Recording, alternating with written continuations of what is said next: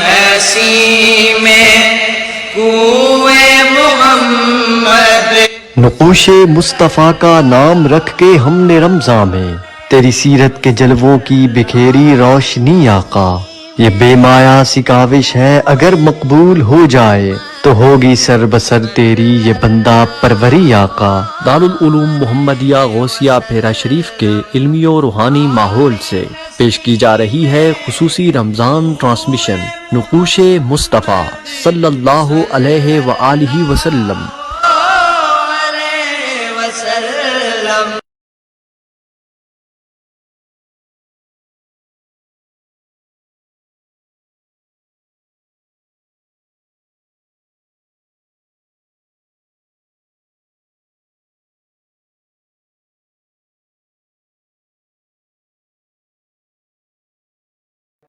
بسم اللہ الرحمن الرحیم۔ اللہم صلی علی محمد وعلی آل محمد وعلی اصحاب محمد وبارک وسلم۔ سکرین کے اس پار موجود خواتین و حضرات کو احتشام الحسن کا محبت بھرا سلام پہنچے۔ خواتین و حضرات، پروگرام نقوش مصطفیٰ صلی اللہ علیہ وسلم کے ساتھ حاضر خدمت ہوں۔ رمضان المبارک کی یہ بابرکت گھڑیاں ہم سے جدا ہونے کو ہیں، اور آج نقوش مصطفیٰ صلی اللہ علیہ وسلم کے سلسلے کا یہ آخری پروگرام ہے، اور اس پروگرام میں ہم وفات الرسول اور خطبہ حجۃ الوداع کے بارے میں بات کریں گے۔ خواتین و حضرات، آپ سب کا شکریہ ادا کرنا چاہوں گا اس موقع پر کہ آپ نے ہمارے پروگرام نقوش مصطفیٰ صلی اللہ علیہ وسلم کو شیئر کرنے میں ہماری مدد کی، اور اس کو دیکھنے اور سننے کی بھی سعادت حاصل کی۔ تو میں دعا گو ہوں کہ اللہ کریم ہماری اس ٹیم کو، ہمارے دیکھنے والوں کو، سننے والوں کو اپنی رحمت سے فیض یاب فرمائے۔ پروگرام کا آغاز کرتے ہیں، اور میرے ساتھ شریک گفتگو ہوں گے جناب ڈاکٹر محمد نعیم الدین الازہری صاحب، ترجمان اور مدرس دارالعلوم محمدیہ غوثیہ بھیرا شریف، خطیب دربار عالی حضرت امیر الصالحین Bhera Sharif, lecturer Alkaram international institute Bhera Sharif. میں آپ کو پروگرام میں خوش آمدید کہتا ہوں۔ ڈاکٹر صاحب آغاز فرمائیے، اور پہلے تو جو ہمارا یہ سلسلہ یکم رمضان المبارک سے 28 رمضان المبارک تک جاری رہا، اس بارے میں آخری کلمات ارشاد فرمائیں۔ بسم اللہ الرحمن الرحیم۔ معزز سامعین و ناظرین، السلام علیکم ورحمۃ اللہ وبرکاتہ۔ الحمدللہ، جیسا کہ ابھی آپ نے سنا کہ مرکزی دارالعلوم محمدیہ غوثیہ بھیرا شریف سے جو نقوش مصطفیٰ صلی اللہ علیہ وسلم کے نام سے ایک سیرت النبی کی سیریز آپ کی خدمت میں پیش کی گئی، تو آج یہ اس سلسلے کا بیان سیرت کا آخری پروگرام ہے، اور 28 رمضان المبارک ہے، اور آج 29ویں اور آخری طاق رات ہوگی، اور الحمدللہ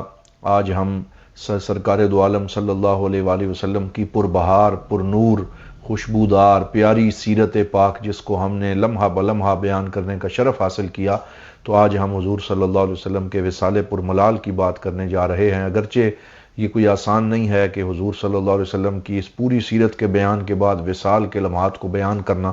لیکن یہ بھی ضروری ہے کیونکہ یہ زندگی کا حصہ ہے، اور سرکار دو عالم صلی اللہ علیہ وسلم جو نفع بخش پیغام امت کے لیے چھوڑ کے گئے، اس کو جاری رکھنا اور اسے بیان کرنا ضروری ہے۔ تو میں آج کے اس پروگرام میں، جہاں ہم رمضان المبارک کو الوداع کہہ رہے ہیں، جہاں ہم بیان سیرت کے سلسلے کو الوداع کہہ رہے ہیں، وہیں ہم شکر ادا کر رہے ہیں اپنے رب کریم کا، اور ہماری پیشانیاں سجدہ شکر سے جھکی ہوئی ہیں، اور احساس تشکر کے ساتھ ہمارے سر جھکے ہوئے ہیں اللہ تعالیٰ کی بارگاہ میں، کہ اللہ تعالیٰ نے ہم جیسے ہمیش دان اور جو فقیر پرتقصیر لوگ ہیں، ان کو یہ شرف بخشا کہ ہم سرکار دو عالم صلی اللہ علیہ وسلم کی سیرت کی یہ خدمت پیش کر سکیں، اور آپ اس زمانے میں پھر سے لوگوں کو سیرت النبی صلی اللہ علیہ وسلم کا یہ سبق یاد کروائیں، اور ایک دفعہ پیغام سیرت جو ہے وہ پڑھ کے سنائیں، اور اللہ تعالیٰ نے مرکزی دارالعلوم محمدیہ غوثیہ بھیرا شریف سے ہمیں یہ شرف بخشا۔ تو میں کچھ شکریہ ادا کرنا چاہتا ہوں، کیونکہ حضور صلی اللہ علیہ وسلم کی حدیث ہے، من لم یشکر الناس لم یشکر اللہ، کہ جو لوگوں کا شکر ادا نہ کرے اس نے اللہ کا شکر بھی ادا نہ کیا۔ تو سب سے پہلے تو ہم اپنے مرشد گرامی دیوان کریم حضرت قبلہ حضور پیر محمد امین الحسنات شاہ صاحب دامت برکاتہم القدسیہ، آپ کے لیے سراپا سپاس اور شکر گزار ہیں کہ آپ نے اپنی سرپرستی کے اندر اور کرم نوازی کے اندر ہمیں یہ موقع عطا فرمایا کہ ہم بحیرہ شریف کے اس پلیٹ فارم سے یہ پیغام آپ کی خدمت میں پیش کر سکیں. اللہ تعالی ہمارے مرشد گرامی کا سایہ تا دیر سلامت فرمائے. اسی طرح آپ کے ساتھ ساتھ ہم سراپا سپاس ہیں حضور قبلہ اقصے جمال کرم ڈاکٹر پیر ابو الحسن محمد شاہ صاحب الازہری زیدہ مجدہ کے کہ جنہوں نے ہمارے ان سارے امور کی آپ نگرانی فرماتے ہیں اور آپ کی نگاہ کرم ہمیں نصیب رہتی ہے. اللہ تعالیٰ آپ کا سایہ بھی تا دیر سلامت فرمائے. پھر ہمارے دارالعلوم کے وہ معزز و محتشم بزرگ اساتذہ کرام جنہوں نے ہمارے اس پروگرام کی سرپرستی فرمائی اور اپنے کلمات خیر اور مختلف سیرت النبی صلی اللہ علیہ وسلم کے گوشوں پہ اس رمضان میں گفتگو فرمائی، وقت دیا، تشریف لائے. ہم اپنے ان جمیع اساتذہ کرام کا بھی شکریہ ادا کرتے ہیں اور ان کے لیے بھی دعا گو ہیں. اسی طرح جو ہماری رمضان ٹرانسمیشن کی پوری ٹیم تھی جنہوں نے دن رات ایک کیا، شبانہ روز کاوشوں سے اس پیغام سیرت کو آپ تک پہنچانے میں اپنا کردار ادا کیا. وہ کیمرے کے پیچھے رہے لیکن وہ یہ سارا پیغام پہنچانے میں فعال کردار انہی کا ہے، جن میں بالخصوص ہمارے جو ٹیم کوارڈینیٹر ہیں محترم حافظ محمد مبشر وقار صاحب، ان کا خاص طور پہ ہم شکریہ ادا کرتے ہیں اور کہ انہوں نے بہت زیادہ محنت کے ساتھ اس سارے پیغام سیرت کو ریکارڈ کیا، پھر ایڈیٹنگ کے اندر بھی اپنا کردار ادا کیا. پھر آپ یہ احتشام الحسن قاسمی صاحب کے ہم شکر گزار ہیں، انہوں نے بھی پیغام جو جتنا یہ سیرت کا تھا اس کی ایڈیٹنگ میں، اس کے اندر رنگ بھرنے میں، اسے خوبصورت بنانے میں دن رات ایک کیا، بڑی محنت کے ساتھ اس کو پیش کیا. حافظ محمد فیاض سیفی صاحب اور اسی طرح ان کے ساتھ ساتھ دیگر جو ہمارے دوست ہماری اس ٹیم میں ہمارے ساتھ شریک رہے، صاحبزادہ محمد ابو بکر ہاشمی صاحب، علامہ شعیب شہباز مصطفی صاحب، سید صابر شاہ صاحب بخاری، حافظ محمد حامد صاحب اور اسی طرح اور بہت سے نام ہیں جو ہمارے ساتھ اس عمل میں شریک رہے، تو ہم ان سب کے بھی شکر گزار ہیں.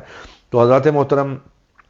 یہاں میں بالخصوص ہمارے ایک دوست میرے عزیز شاگرد شہزاد حسین الازہری جو مصر میں بیٹھے تھے، لیکن انہوں نے بڑی محبت سے نقوش مصطفیٰ صلی اللہ علیہ وسلم کی رمضان ٹرانسمیشن پہ ایک کلام لکھ کے ہمیں بھیجا. تو میں چاہتا ہوں کہ وہ کلام بھی اس پروگرام کا حصہ بن جائے کیونکہ انہوں نے اسی کے لیے اسے لکھا ہے، تو میں وہ پیش کرتا ہوں. اور قبلہ ڈاکٹر صاحب شہزاد صاحب کی یہ بہت محنت ہے کہ انہوں نے وقت نکال کے ہمارے لیے اس پورے پروگرام کا خلاصہ اس کلام میں منضبط فرمایا. جی، تو انہوں نے لکھا کہ ہدایت کا سبب ٹھہری تیری جلوہ گری آقا. واہ واہ سبحان. ہدایت کا سبب ٹھہری تیری جلوہ گری آقا، تیری سیرت کے ہر پہلو سے پھیلی روشنی آقا. تیری شب زندہ داری کی عبادت کے تصدق سے عطا ہو جائے مجھ کو بھی مزاج بندگی آقا. یہ دعا بھی ہے. تیری شب زندہ داری کی عبادت کے تصدق سے عطا ہو جائے مجھ کو بھی مزاج بندگی آقا. جو صدیق و عمر عثمان و حیدر کا مقدر تھی، مجھے بھی دیجئے دین سے وہی وابستگی آقا. مجھے بھی دیجئے دین سے وہی وابستگی آقا. ظہور نور خالق سے جہان دل ہوا روشن. ظہور نور خالق سے جہان دل ہوا روشن. مٹی تیرے سبب ظلمت کدے کی تیرگی آقا. نہیں حاجت ہمیں اب سلطنت یا جاہ و منصب کی، جی بالکل، مقدر میں لکھی ہے تیرے در کی نوکری آقا. بالکل. اور یہی ہے مانع عصیاں، یہی درکار امت ہے. جی نظافت ظاہری آقا، طہارت باطنی آقا. بے شک، بے تو یہ خوبصورت کلام نقوش مصطفیٰ صلی اللہ علیہ وآلہ وسلم کے حوالے سے لکھا گیا. اور پھر میں نے اس میں 2 شعروں کا اسی وزن پہ اضافہ کیا کہ نقوش مصطفیٰ کا نام رکھ کے ہم نے رمضان میں جی تیری سیرت کے جلووں کی بکھیری روشنی آقا. بے شک، بے شک. یہ بے مایا سی کاوش ہے اگر مقبول ہو جائے تو ہوگی سر بسر تیری یہ بندہ پروری بے آقا. شک، بے شک. حضرات محترم، اس ابتدائی تمہید کے بعد میں آج یہ بھی دعا کرتا ہوں اور سب سے بڑا شکر اللہ کا اور پھر شکر ہمارے آقا حضرت محمد الرسول اللہ صلی اللہ علیہ وآلہ وسلم کا کہ جن کی سیرت کے بیان کی ہمیں توفیق نصیب ہوئی. اس میں حضور کی نگاہ کرم بھی شامل ہے، اس میں سرکار دو عالم صلی اللہ علیہ وسلم کا فیضان بھی شامل ہے. تو ہم اپنے آقا کریم صلی اللہ علیہ وسلم پہ لا تعداد اربوں خربوں درود بھیجتے ہیں اور ہم عرض کرتے ہیں فدا کا امی و ابی یا رسول اللہ. یا رسول اللہ، ہم آپ کے صدقے، ہم آپ کے قربان، ہم آپ کے نقش قدم پہ چلنا چاہتے ہیں، یا رسول اللہ ہمیں رمضان میں ہمارے اوپر نظر کرم فرمائیں۔ اس سیرت النبی کے آخری پروگرام میں یا اللہ جتنے لوگ اس میں ہمارے ساتھ شریک ہیں، جو اس کو شیئر کر رہے ہیں، جو اس کو آگے پہنچا رہے ہیں، جو اسے سن رہے ہیں، جو اسے بعد میں سنیں گے، جو اسے یاد کریں گے، جو اس کا مطالعہ کریں گے، سب کے اوپر نظر کرم ہو، سب کو آپ کی محبت نصیب ہو، سب کو آپ کا عشق نصیب ہو۔ یا رسول اللہ جزاک اللہ عنا کل خیر، آپ کو پوری امت کی طرف سے اللہ تعالیٰ جزائے خیر عطا فرمائے کہ آپ نے اس پیغام کے لیے اپنے آپ کو تھکایا، آپ نے طائف میں پتھر کھائے، آپ نے جو ہے وہ جلی کٹی سنی، آپ نے سخت گرمی کے اندر سفر کیے، آپ نے معجزات اور غزوات کے اندر جو ہے امت کے لیے بہت کچھ آپ نے عطا فرمایا۔ یا رسول اللہ آپ کے نالین پاک کی خاک پر بھی ہماری جانیں قربان ہیں، فدا کا امی ابی یا رسول اللہ صلی اللہ علیہ وسلم۔ ڈاکٹر صاحب ہم نے جو یکم رمضان سے یہ سلسلہ شروع کیا تھا، اس میں ہم نے مختلف سیرت النبی صلی اللہ علیہ وسلم کے پہلوؤں کا تذکرہ کیا، تو میں چاہوں گا کہ آپ ان کا خلاصہ بھی بیان فرما دیں۔ جی بالکل، یہ بڑا اہم سوال ہے، لیکن یہ اتنا آسان نہیں ہے کہ 28 دنوں کے کئی گھنٹے بنتے ہیں، پھر اس میں بہت زیادہ مواد ہے، اس پورے کی تلخیص کر دینا کوئی آسان کام نہیں ہے، لیکن ہم اللہ تعالیٰ کے فضل سے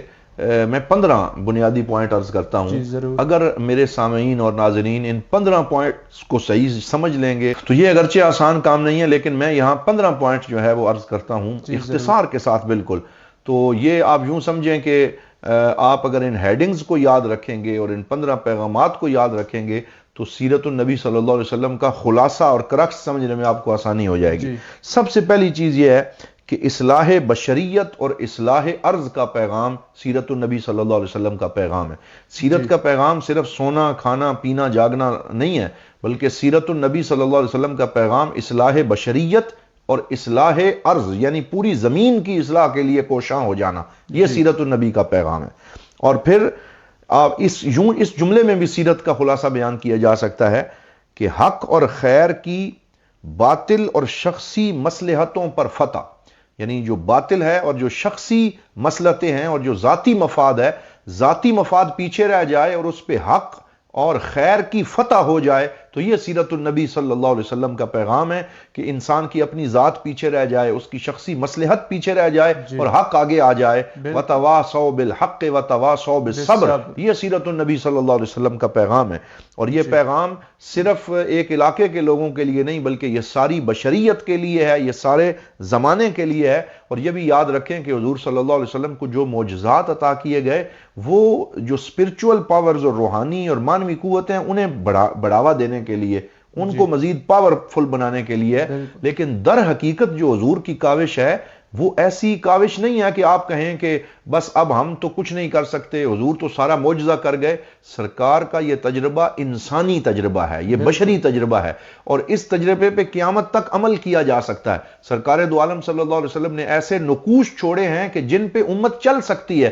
اسی وجہ سے ہم نے اس پروگرام کا نام نقوش مصطفیٰ صلی اللہ علیہ وسلم رکھا ہے کہ یہ حضور کے نقوش پا ہیں، یہ انسانی تجربہ ہے اور اس کے اوپر چل کے ہی امت کو فلاح مل سکتی ہے۔ تو یہاں جو اب میں ان کی طرف آتا ہوں، وہ جو بنیادی 15 پیغام ہیں ان میں سے پہلا ہے التخطیط المرن المتحرک المبادر۔ اس کا مطلب ہے کہ سرکار دو عالم صلی اللہ علیہ وسلم کی سیرت سے یہ پیغام ملتا ہے کہ کام کرنے سے پہلے اس کی منصوبہ بندی کی جائے، اور منصوبہ بندی نے مرونت اور لچک حضور نے رکھی، اور لچک سے مراد یہ ہے کہ حضور نے جو بھی پلاننگ اور منصوبہ بندی کی، آپ ہجرت حبشہ کو دیکھیں، آپ ہجرت مدینہ کو دیکھیں، آپ صلح حدیبیہ کو دیکھیں، آپ فتح مکہ کو دیکھیں، ہر جگہ پہ حضور نے منصوبہ بندی کی ہے، لیکن اس منصوبہ بندی میں یہ لچک رکھی ہے کہ اپنے لوگوں کی رائے کو قبول بھی کیا ہے، اس میں تبدیلی کی گنجائش بھی رکھی ہے۔ تو منصوبہ بندی اور پلاننگ اگر نہیں ہے تو آپ کوئی بھی بڑا کام نہیں کر سکتے۔ آپ کسی آفس میں ہیں، آپ اپنا کاروبار کر رہے ہیں، آپ کوئی تعلیمی ادارہ چلا رہے ہیں، تو سیرت کا پہلا پیغام یہ ہے کہ اس کے لیے اچھی منصوبہ بندی اور پلاننگ کیجیے۔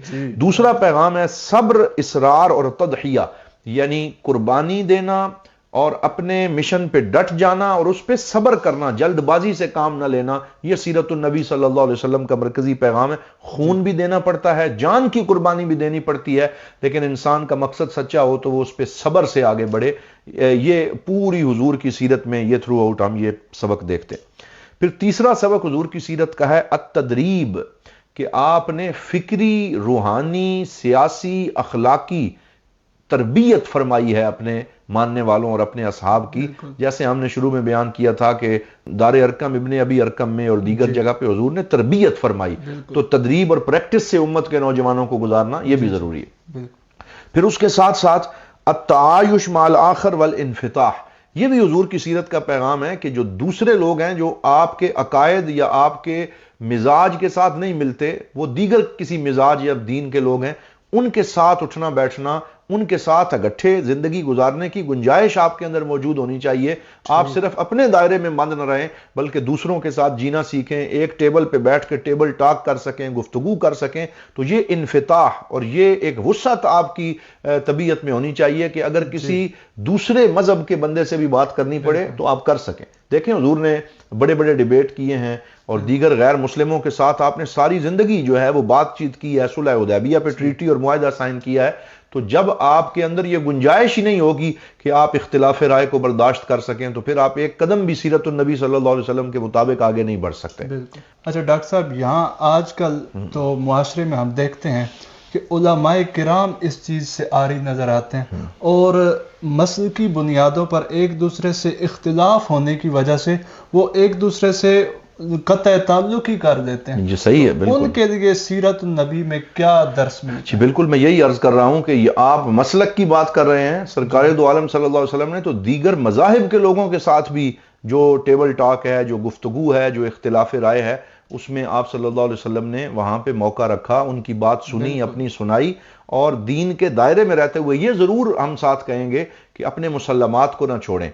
کسی کے ساتھ ملنے اور ٹیبل ٹاک کا بالکل بھی یہ معنی نہیں ہے کہ آپ اس کے پیچھے لگ جائیں یا آپ اس کی اتباع شروع کر لیں. آپ اپنے مسلمات اور اپنے عقائد پہ پختہ رہیں، لیکن دوسروں کے ساتھ گفتگو کریں گے تو کوئی آپ کی طرف مائل ہوگا. اگر آپ کسی کے ساتھ بیٹھنے کے لیے تیار نہیں ہوں گے تو پھر لوگ آپ سے دور ہوتے چلے جائیں گے. یعنی کسی دوسرے مسلک والے سے بات کرنے سے آپ کے عقائد پر کوئی حرف نہیں آئے گا. آپ کی شخصیت اگر مضبوط ہے تو پھر کوئی مسئلہ نہیں. بالکل. اسی طرح جو پانچواں پیغام سیرت النبی صلی اللہ علیہ وسلم کا ہے وہ یہ ہے کہ اسلام میں اصل سلامتی ہے، اسلام میں اصل پیس ہے، اسلام میں اصل امن و امان کے ساتھ رہنا ہے. جنگ جو ہے یہ حالت مجبوری کے اندر ہے اور یہ اس وقت ہے کہ جب اس کے بغیر کوئی چارہ کار نہ ہو. اسلام متعطش للدماء یعنی خون کا پیاسا نہیں ہے. اسلام ایسا نہیں ہے کہ وہ یہ چاہے کہ ہر وقت تلوار چلتی رہے، لوگوں کے چیتھڑے اڑتے رہیں، بلکہ اصل اسلام میں امن و امان کے ساتھ ایک پرامن معاشرے میں رہنا یہ اسلام چاہتا ہے. لیکن جہاں ضرورت پڑے پھر جہاد فرض ہو جاتا ہے اور پھر جہاد کرنا بھی ضروری ہے.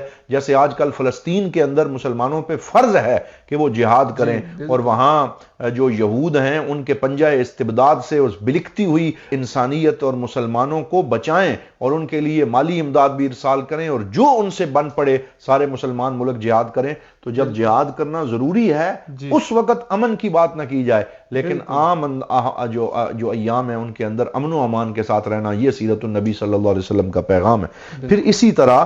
چھٹا پوائنٹ ہے الایمان بفکرۃ المواطنہ، کہ حضور صلی اللہ علیہ وسلم نے جو شہریوں کے حقوق ہیں، وہ شہری کسی بھی مذہب سے تعلق رکھتے ہوں، جب وہ آپ کے سٹیزن ہیں، جب وہ آپ کے شہری ہیں تو ان کو وہ سارے رائٹس حاصل ہیں جو ایک شہری کے ہوتے ہیں. جیسے حضور صلی اللہ علیہ وسلم نے میثاق مدینہ میں جب یہود، اوس اور خزرج اور دیگر قبائل کے ساتھ معاہدہ کر لیا تو پھر ان کو مدینے کے اندر رہنے کا حق بھی تھا، اپنے دین کے مطابق عبادت کرنے کا حق بھی تھا، اپنے دین کے مطابق نکاح اور طلاق کا حق بھی تھا. تو یہ سارے حقوق جو ذمی ہیں، جو غیر مسلم ہیں، ان کو حضور صلی اللہ علیہ وسلم نے عطا فرمائے. تو یہ بھی سیرت النبی صلی اللہ علیہ وسلم کا پیغام ہے کہ ہم جتنے بھی اس ملک کے اندر رہنے والے لوگ ہیں ان کے حقوق کا احترام کریں. پھر اس کے ساتھ ساتھ عورت کا فعال کردار، یہ بھی سیرت النبی صلی اللہ علیہ وسلم کا مرکزی پیغام ہے. احتشام صاحب آپ دیکھیں کہ پوری سیرت کا یہ جو ہم نے بیان کیا اور آپ بھی ساتھ ساتھ اس سفر میں ہمارے ساتھ رہے، آپ نے دیکھا ہوگا کہ کوئی موقع ایسا نہیں آیا جہاں سرکار دو عالم صلی اللہ علیہ وسلم نے عورت کو فراموش کیا.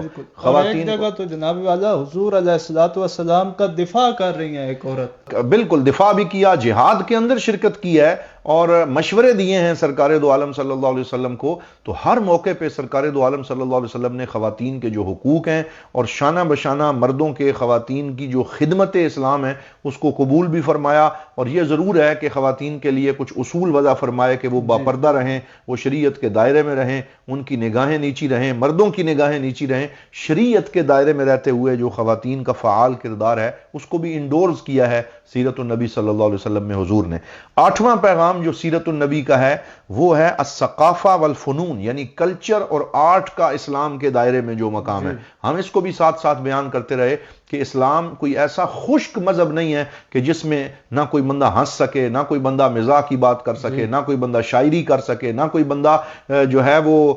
دف کے اوپر یا اس طرح کوئی اشعار یا نغمہ پڑھ سکے، ایسا نہیں ہے۔ بلکہ آپ نے دیکھا کہ غزوہ خندق کے اندر جب صحابہ خندق کھود رہے تھے ساتھ نغمہ اور اناشید پڑھ رہے تھے، جب مسجد نبوی کی تعمیر ہو رہی تھی ساتھ شعر پڑھ رہے تھے، جب حضور کا مدینہ میں استقبال ہو رہا تھا ساتھ اشعار پڑھ رہے تھے۔ تو جو اچھا آرٹ ہے، جو دین کے دائرے میں رہتے ہوئے آرٹ ہے، اس کو اسلام نے پوری گنجائش دی ہے، اور اسلام نے اپنے ماننے والوں کو حسن، خوبصورتی، کلچر، آرٹ، فائن آرٹ اور یہ ساری چیزیں بھی عطا فرمائی ہیں۔ اچھا ڈاکٹر صاحب، یہاں آپ نے فنون لطیفہ کی بات کی۔ اسلام حدود و قیود کے اندر رہتے ہوئے جو اسلام نے حد بندیاں کی ہیں اس کے اندر رہتے ہوئے یہ چیزیں جائز ہیں، تو یہ ارشاد فرمائیے کہ کیا یہ چیزیں عرب کلچر کے لیے صرف ہیں یا ہندوستانی کلچر کے بھائی لیے؟ دیکھیں، اسلام جو ہے وہ صرف عربوں کا دین نہیں ہے، بلکہ اسلام ایک آفاقی دین ہے، اور قیامت تک آنے والے تمام مذاہب، تمام اقوام جو ہیں وہ اسلام کے دائرے میں جب آ جاتی ہیں تو پھر دین ایک آفاقیت کے ساتھ اپنے اصول عطا فرماتا ہے۔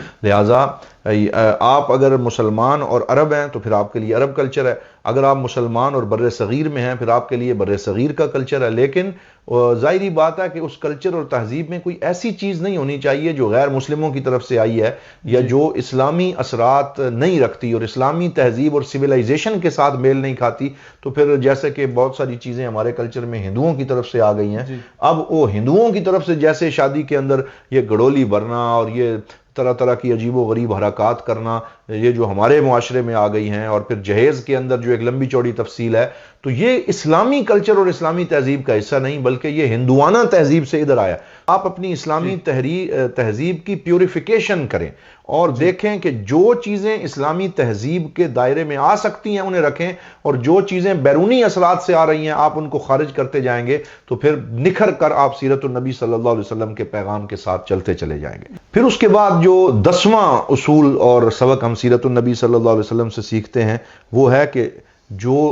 ریلیجیس آرڈر ہے، جسے الخطاب الدینی کہا جاتا ہے، وہ ہر زمان و مکان کے مطابق ہونا چاہیے۔ یعنی آپ جس جگہ پہ گفتگو کر رہے ہیں وہ اس جگہ کے ماحول کے مطابق ہونی چاہیے۔ یہ نہیں ہے کہ آپ جو ہے وہ پروگرام کوئی اور ہے اور گفتگو آپ کسی اور انداز کی کر دیں، یا جو لوگ آگے آپ کے آڈینس بیٹھے ہوئے ہیں ان کی سماعت اور لینگویج کوئی اور ہے، آپ گفتگو کسی اور زبان میں کر رہے ہیں۔ تو اس چیز کا بھی اسلام نے اور سرکار دو عالم صلی اللہ علیہ وسلم نے بہت زیادہ دھیان رکھا، اور ہم یہ دیکھتے ہیں کہ جو آیات جہاد ہیں وہ اس وقت نازل ہوئیں جو جہاد کے ایام تھے، اور جو ایام جو ہیں وہ اخوت کے تھے تو ان دنوں میں اخوت والی آیات نازل ہوئیں، اور جو ایام معاشرے کے اندر اخلاقی تربیت کے تھے اس وقت سورہ نور جیسی آیات نازل ہوئیں۔ تو اس سے یہ پتہ چلتا ہے کہ جو خطاب دینی ہے اور جو ریلیجیس آرڈر ہے وہ ایسا ہونا چاہیے کہ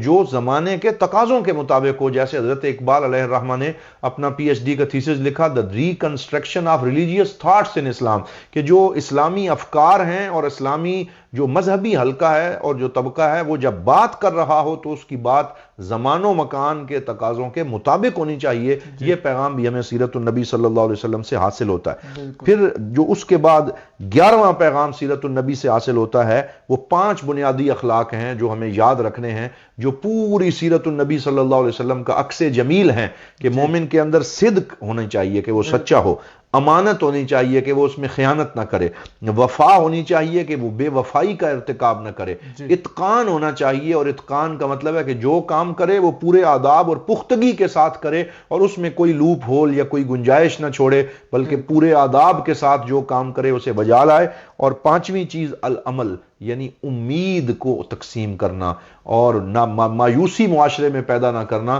اس مایوسی کفر ہے اور مایوسی سے منع کیا، اور حضور صلی اللہ علیہ وسلم نے آپٹیمسٹک اور امید افزا باتیں ہمیشہ کی ہیں. یہ پیغام بھی ہمیں سیرت النبی صلی اللہ علیہ وسلم سے ملتا ہے. اسی طرح 12 نمبر جو ہم اس پوری سیرت سے جو بیانیہ اور پیغام لے کے آج آپ کی خدمت میں پیش کر رہے ہیں وہ ہے دوسروں کی رائے کا احترام کرنا، جسے فریڈم آف ایکسپریشن کہتے ہیں، جسے حریت آزادی رائے اور حریت رائے کہا جاتا ہے کہ ہر بندے کو اس کی بات کہنے کی اجازت ہے، اور کسی کے منہ کو بند کر دینا اور کسی کی بات کو سننے سے پیچھے ہٹ جانا یہ سیرت النبی صلی اللہ علیہ وسلم کا پیغام نہیں. ہم نے دیکھا کہ سرکار دو عالم نے جب بدر میں صف بندی کروائی ہے تو حباب ابن منذر حضور کے صحابی سامنے آتے ہیں اور عرض کرتے ہیں یا رسول اللہ یہ اللہ کی طرف سے وحی ہے یا اس میں رائے کی گنجائش ہے؟ حضور فرماتے ہیں آپ رائے دے سکتے ہیں. تو ایک صحابی رائے دیتا ہے کہ جناب صفیں یہاں نہیں باندھنی بلکہ جو پانی کے کنویں ہیں انہیں پیچھے رکھیں اور صفیں آگے بنائیں تاکہ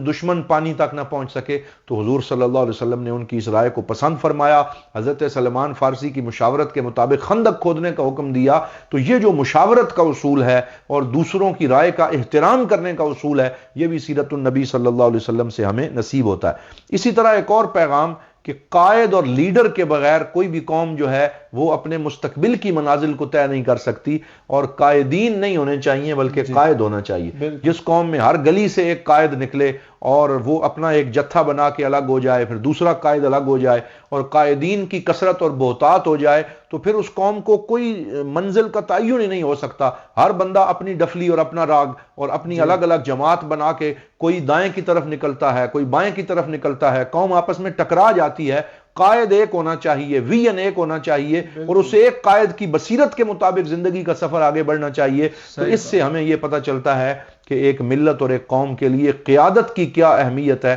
اور ہمارے سب سے بڑے قائد سید المرسلین خاتم النبیین حضرت محمد الرسول اللہ صلی اللہ علیہ وسلم ہیں، اور آپ کی سیرت کے مطابق ہی ہمیں کامیابی کا راستہ مل سکتا ہے. بالکل. احتشام صاحب یہاں آخری 2 باتیں جو پیغام کے حوالے سے ہیں ان میں ایک ہے کہ کامیابی پر ابھارنے والی جو چیز ہے معاشرے میں وہ ایمان ہے. ایمان وہ قوت ہے کہ جو ہمیں کامیابی کی طرف لے جا سکتی ہے. وہ معاشرے، وہ سیاستدان، وہ پارلیمنٹیرینز، وہ قومیں جو کہیں کہ ہمیں اپنے فیصلے کرتے ہوئے ایمان کی کوئی ضرورت نہیں تو وہ ہمیشہ ظلمت اور تاریکی میں جا گریں گے. تو اس لیے ایمان کو صف اول میں رکھنا اور پہلے نمبر پہ رکھتے ہوئے پھر فیصلے کرنا، اس سے انسان کو کامیابی نصیب ہوتی ہے. آج جو لوگ ایمان کی بات آئے اور دین کی بات آئے تو ان کو شرم آنی شروع ہو جائے، وہ نگاہیں جھکانا شروع کر دیں اور وہ ڈرنا شروع کر دیں کہ امریکہ کیا کہے گا، فلاں ملک کیا کہے گا، اور ہم ایمان کی بات کیسے کریں. تو یہ بھی سیرت النبی صلی اللہ علیہ وسلم سے بغاوت ہے، دشمنی ہے، پیٹھ پھیرنا ہے. لہٰذا ہر فیصلے میں ایمان کو پہلے نمبر پہ رکھنا یہ حضور صلی اللہ علیہ وسلم کی سیرت کا پیغام ہے. اور آخری پیغام یہ ہے کہ سرکار دو عالم صلی اللہ علیہ وسلم کے غلام حضرت سیدنا عمر فاروق رضی اللہ تعالیٰ عنہ کا وہ جملہ جو آپ نے ارشاد فرمایا تھا کہ نحن قوم اعزنا اللہ بالاسلام، کہ ہم وہ قوم ہیں جنہیں اللہ نے اسلام کی وجہ سے عزت عطا فرمائی. وَلَوْ ابْتَغَيْنَا الْعِزَّةَ بِدُونِ الْإِيمَانِ وَالْإِسْلَامِ، اگر ہم اسلام اور ایمان کو چھوڑ کے کہیں اور عزت ڈھونڈنا چاہیں گے اذلنا اللہ، تو پھر اللہ ہمیں ذلیل و رسوا کرے گا. تو یہی جملہ سیرت النبی صلی اللہ علیہ وسلم کا وہ پیغام ہے جو ہمیں نصیب ہوتا ہے. تو آئیں ہم میسج والے بنیں، ہم پیغام والے بنیں، ہم اصلاح فی الارض کا کام کریں، اور رمضان المبارک ختم ہو اور ہم نقوش مصطفیٰ صلی اللہ علیہ وسلم سن کے جب آگے بڑھیں تو پھر ہماری زندگی بے مقصد زندگی نہیں ہونی چاہیے بلکہ حضور صلی اللہ علیہ وسلم کی سیرت کے مطابق با مقصد زندگی ہونی چاہیے، جس میں خدمت اسلام کا کام قدم قدم پہ جتنی ہماری کیپیسٹی ہے اس میں رہتے ہوئے ہم سر انجام دیتے رہیں. جی ڈاکٹر صاحب، آپ نے حضور علیہ السلام کی سیرت میں سے جو مستنبط دروس تھے ماشاءاللہ ان کا ذکر فرمایا. تو اب آگے بڑھتے ہیں، اور جناب والا 10 ہجری ہے، حضور علیہ السلام کی عمر مبارک 63 سال ہے. تو حضور علیہ السلام نے حج کے موقع پر اپنا آخری خطبہ ارشاد فرمایا جسے خطبہ حجۃ الوداع، یہ اس کے دونوں تلفظ ہیں حجۃ الوداع اور حجۃ الوداع. تو جو حضور نے خطبہ ارشاد فرمایا وہ ذرا ارشاد فرمائیں. حضور نبی رحمت صلی اللہ علیہ وآلہ وسلم کی زندگی کا یہ پہلا اور آخری حج ہے. آپ نے زندگی میں صرف ایک ہی حج فرمایا ہے، اور اس کی وجہ یہ ہے کہ جب آپ مکہ سے ہجرت کر کے مدینہ آ گئے تھے تو اس سے پہلے تو حج کی فرضیت ہی نہیں ہوئی. حج کی فرضیت مدینہ آ کے ہوئی، اور پھر مدینہ پاک کے ابتدائی جو 6-8 سال ہیں وہ تو حضور صلی اللہ علیہ وسلم حج کے لیے جا ہی نہیں سکے، تو حضور نے سن 9 ہجری کے اختتام اور سن 10 ہجری کے شروع میں آپ نے جو حج فرمایا وہ ایک ہی حج ہے سرکار دو عالم صلی اللہ علیہ وسلم کی زندگی کا، اور اسے حجۃ الوداع اور آخری حج کہا جاتا ہے۔ اور یہ وہ حج ہے جس میں حضور نے امت کو الوداع کیا اور امت کو فرمایا کہ اب میں دوبارہ تمہارے ساتھ ملاقات نہیں کر سکوں گا، اسی وجہ سے اسے حجۃ الوداع کہا جاتا ہے۔ اس میں 1 لاکھ افراد حضور صلی اللہ علیہ وسلم کے ساتھ، بلکہ 1 لاکھ سے زائد کم و بیش وہ افراد آپ کے ساتھ تھے۔ آپ اندازہ فرمائیں کہ وہ ہستی کہ جب آپ غار حرا میں جاتے تھے تو اکیلے تھے، اور جب آپ نے دین کی دعوت کا پیغام دینا شروع کیا تو آپ کے ساتھ 5-10 افراد تھے۔ آج وہی ہستی جب مدینہ پاک سے نکل کے حج کے لیے تشریف لا رہے ہیں تو آپ کے ساتھ 1 لاکھ سے زائد عشاقان مصطفیٰ اور صحابہ موجود ہیں۔ اور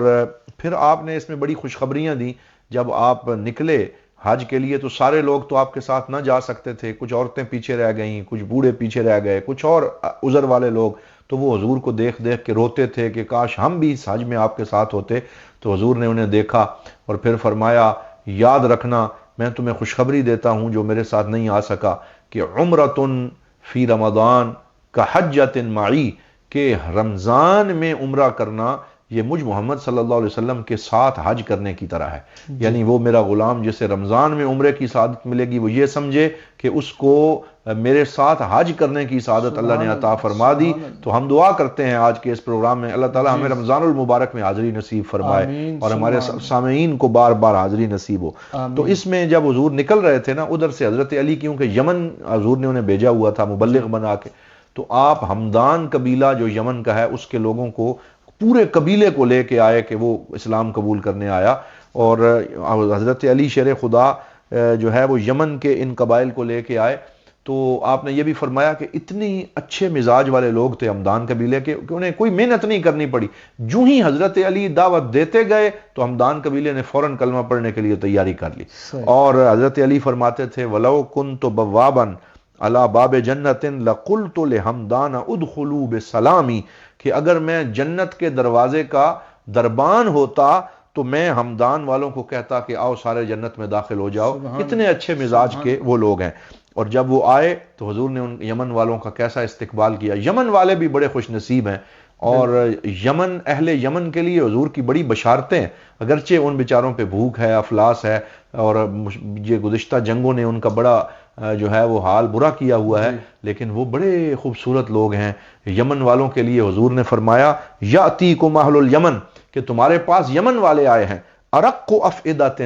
جن کے دل بڑے نرم ہیں، اور فرمایا الایمان یمان والحکمت یمانیہ، ایمان بھی یمن سے اٹھا اور حکمت بھی یمن سے آئی۔ یعنی حضور صلی اللہ علیہ وآلہ وسلم نے یمن والوں کے لیے بڑی بشارتیں عطا فرمائیں، اور پھر اپنے ہاتھ سے یمن کی طرف اشارہ کر کے فرمایا الایمان ہا ہونا، الایمان ہا ہونا، کہ لوگو ایمان اس طرف سے ہے، ایمان اس طرف سے ہے۔ اللہم بارک لنا فی یمننا، اللہم بارک لنا فی شامنا، یمن اور شام کے لیے حضور نے دعائیں فرمائی۔ پھر اس حجۃ الوداع کی ایک خاص بات یہ ہے کہ سرکار 1 لاکھ سے زیادہ افراد کے ساتھ سارا رستہ جو 500 کلومیٹر سے زائد رستہ ہے حضور اس میں تلبیہ پڑھتے گئے۔ اور تلبیہ کیا؟ لبیک اللہم لبیک، لبیک لا شریک لک لبیک، ان الحمد والنعمت لک والملک لا شریک لک۔ اور جب حضور تلبیہ پڑھ رہے تھے حضرت جبرائیل امین آئے اور فرمایا، عرض کیا یا رسول اللہ، اللہ تعالیٰ آپ کو سلام فرماتا ہے، اور اللہ فرماتا ہے مر اصحابک فلیرفعوا اصواتہم بالتلبیہ، کہ آپ اپنے صحابہ سے کہیں کہ یہ آوازیں اونچی کریں اور مستی اور کیفیت کے عالم میں کہیں۔ تو جب 1 لاکھ بندے نے بلند آواز سے تلبیہ پڑھا ہوگا تو کیا کیفیت ہوگی، اور کیسے وادیاں گونج اٹھی ہوں گی اس آواز سے، اور محبت اور عشق اور مستی کا کیا ذوق ہوگا کہ جب سارے صحابہ لبیک لبیک کی صدائے دل نواز بلند کر رہے ہوں۔ حتی اقتربنا من مکہ، یہاں تک کہ ہم مکہ آئے، وقد بحت اصواتنا، ہمارے گلے بیٹھ چکے تھے تلبیہ پڑھ پڑھ کے اور ہماری آواز رند گئی تھی۔ اور پھر حضور نے پیدل حج کرنے کا ارادہ فرمایا، یعنی جب آپ مکہ سے مینا تشریف لائے، مینا سے میدان عرفات میں، میدان عرفات سے مزدلفہ میں، اور یہ سارا ایریا حضور نے پیدل، یعنی یہ زندگی کا وہ حج ہے کہ حضور صلی اللہ علیہ وسلم 63 سال کی عمر میں بھی پیرانہ سالی کے باوجود آپ پیدل سفر کر رہے ہیں، اور جو ہے وہ حج کی نیت اور ثواب اور اجر کے لیے. لیکن پھر عرب کا اتنا گرم علاقہ اور پھر کتنی بھیڑ ہے، کتنا رش ہے کہ 1,24,000 کے قریب وہاں پھر عوام جمع ہو گئے. لاکھ تو یہاں سے گئے تھے، پھر ہزاروں ادھر سے بھی آ گئے. تو پھر حضور صلی اللہ علیہ وسلم نے دیکھا کہ لوگ مجھے دیکھ نہیں پا رہے اور میری زیارت کرنے میں دقت ہو رہی. تو پھر حضور اپنی اونٹی قصوہ کے اوپر سوار ہوئے اور پھر حضور ایک بلند ٹیلے پہ چلے گئے تاکہ آج سارے ہی زیارت کر لیں. اور پھر حضور اپنا ہاتھ بلند کرتے اور حضور فرماتے خذوا انی مناسککم، اے میرے غلاموں مجھ سے حج کے مناسک سیکھ لو، مجھ سے دین کے سوال کر لو، جو پوچھنا ہے مجھ سے پوچھ لو. لعلی لا القاکم بعد عامی ھذا، کہ آج کے بعد شاید میں دوبارہ تم سے ملاقات نہ کر سکوں، یہ میری اور تمہاری آخری ملاقات ہے، جو پوچھنا ہے پوچھو، میری زیارت کر لو، مجھ سے حج کے مناسک سیکھ لو. تو صحابہ کرام پہ ایک عجیب کیفیت طاری تھی، وہ رو رہے تھے، گڑ گڑا رہے تھے، اپنے کریم آقا کی زیارت کر رہے تھے. تو اس طریقے سے یہ حج کے سارے جو واقعات ہیں وہ مکمل ہوتے ہیں. اچھا ڈاکٹر صاحب، یہاں حضور علیہ الصلوۃ والسلام نے جو امت کو ایک چارٹر عطا فرمایا خطبہ حجۃ الوداع میں، وہ ارشاد فرمائے. یہ جو خطبہ حجۃ الوداع ہے یہ چارٹر آف ہیومن رائٹس ہے، اور یہ حقوق انسانیت کا وہ اعلان ہے اور وہ اعلامیہ ہے اور وہ بیانیہ ہے جو آج سے 1500 سال پہلے سرکار نے عطا فرمایا. اور اقوام متحدہ، یونائٹڈ نیشن اور جتنے بڑے بڑے ادارے ہیں وہ اسی سے اکتساب فیض کرتے ہیں اور اسی سے وہ انسانیت کے اصول سیکھتے ہیں. لیکن حضور نے جو اصول دے دیے تھے آج تک انسانیت کا سر اس کے سامنے جھکا ہوا ہے. آپ دیکھیں کہ سرکار دو عالم صلی اللہ علیہ وسلم نے اس طرح اعلان کیا، ایھا الناس، اے لوگو، اسمعوا انی واعقلوا، کہ سنو اور میری بات کو سمجھو. فإنی لا ادری لعلی لا اراکم بعد عامی ھذا، مجھے نہیں پتا کہ اگلے سال میری تمہاری ملاقات ہو یا نہ ہو. پھر جب آپ خطبہ دیتے تھے تو 1 لاکھ سے زیادہ کا اجتماع تھا. صحابہ فرماتے ہیں کہ حضرت عباس اور حضرت ربیعہ یہ 2 صحابی تھے جو جیسے ہم جب لوگ زیادہ ہوں تو امام جب تکبیر کہتا ہے تو پیچھے سے دہراتے ہیں، اسی طرح حضور جو جملہ بولتے حضرت عباس اسے دہراتے، پھر حضرت ربیعہ دہراتے تاکہ پورے مجمع تک حضور کا یہ خطبہ پہنچ سکے. تو ایک عجیب منظر تھا. پھر حضور فرماتے ایھا الناس اتدرون ای شہر ھذا، اتدرون ای یوم ھذا،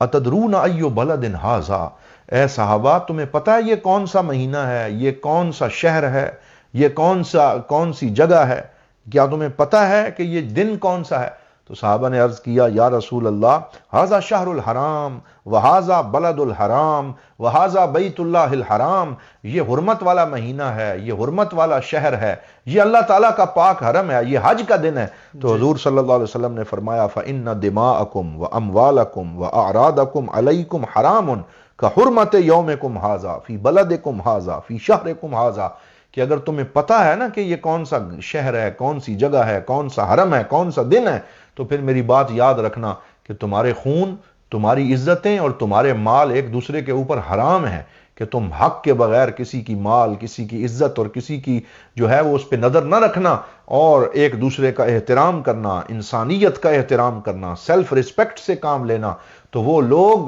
جو دوسروں کی عزتیں اچھالتے ہیں، جو دوسروں کی پگڑیاں اچھالتے ہیں، وہ لوگ جو خواتین کی عزت کے بارے میں غلط جملے کہتے ہیں، وہ لوگ جو غلط صحافت کو پروموٹ کرتے ہیں، جو زرد صحافت کی بات کرتے ہیں، جو غلط خبریں نشر کرتے ہیں اور لوگوں کی عزتوں سے کھلواڑ کرتے ہیں، تو حضور صلی اللہ علیہ وسلم کے اس خطبہ حجۃ الوداع کو یاد رکھیں جس میں آپ نے احترام انسانیت کی بات کی ہے، ڈگنیٹی کی بات کی ہے، وقار کی بات کی ہے، اتحاد کی بات کی ہے، یگانگت کی بات کی ہے. اور پھر حضور نے فرمایا کل المسلم علی المسلم حرام دمہ وعرضہ ومالہ، کہ ہر مسلمان جو ہے اس پر دوسرے مسلمان کی عزت، دوسرے مسلمان کا خون اور دوسرے مسلمان کا مال حرام ہے بغیر حق کے. پھر فرمایا ایھا الناس اتقوا اللہ فی النساء. احتشام صاحب یہ جو فیمنزم اور تحریک نسوانیت والے ہیں اور میرا جسم میری مرضی کے نعرے لگانے والی وہ عورتیں ہیں جو باہر سے ایک خاص قسم کے ایجنڈے کے مطابق یہ نعرہ لگاتی ہیں،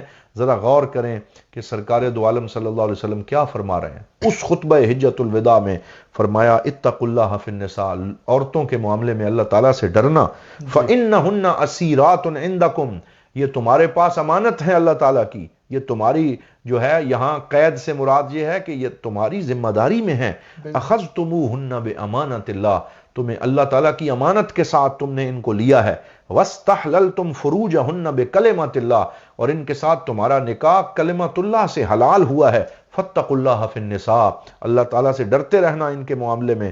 اسمعوا عنی ما اقول وابعوہ، اس کو سمجھ لو، اس کو سن لو. پھر فرمایا انما المؤمنون اخوہ، کہ مومن بھائی بھائی ہیں. اور صحابہ فرماتے ہیں اتنی دفعہ حضور نے اسے دہرایا کہ ہمیں لگے کہ اب تو حضور یہ کیوں اتنا دہرا رہے ہیں، جتنا آپ دہرا رہے ہیں اتنی ذمہ داری بڑھ رہی ہے کہ مسلمان بھائی بھائی ہیں. پھر فرمایا فإنی مکاثر بکم الامم یوم القیامہ، قیامت کے دن میں اپنی امت کی کثرت پہ فخر کروں گا. فلا تسودوا وجہی یوم القیامہ، قیامت کے دن میرے چہرے کو روشن رکھنا، میرے چہرے کو پریشان نہ کرنا. ایھا الناس سآتی یوم القیامت،